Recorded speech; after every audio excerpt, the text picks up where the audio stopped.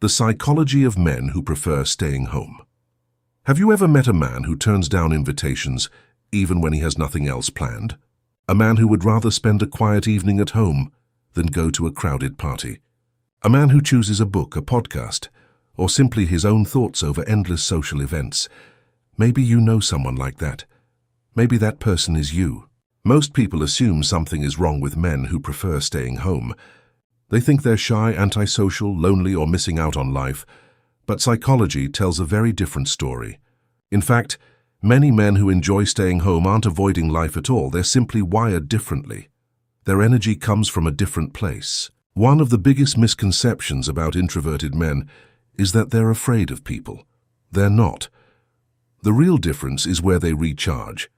Extroverts often gain energy from social interaction, group activities, and constant stimulation. Introverts lose energy in those environments. After hours of conversation, noise, and social expectations, they feel mentally drained. But when they're alone, something interesting happens. Their energy returns, their mind clears, their stress levels drop. Home isn't a hiding place, it's a charging station. Their inner world is richer than most people realize to outsiders. Quiet men can seem disconnected, but inside their minds an entirely different story is unfolding. They're analyzing, reflecting, imagining, planning, questioning. While others are constantly seeking entertainment, these men often create their own. Their thoughts are enough to keep them engaged. This is why many home-loving men are highly creative, thoughtful, and observant. They don't just look at life, they study it. They prefer deep connections over constant connections. Many people assume that men who stay home struggle with relationships. Research suggests the opposite. These men often value quality over quantity. They don't need dozens of friends. They don't chase attention. They don't collect relationships. Instead, they invest deeply in a small number of meaningful connections. When they trust someone, they tend to be loyal.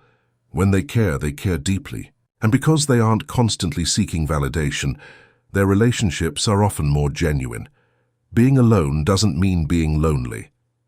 This is where many people get confused. Solitude and loneliness are not the same thing. Loneliness is wanting connection and not having it. Solitude is choosing time alone and enjoying it. Men who love staying home often use solitude to reconnect with themselves. They think more clearly. They process emotions more effectively.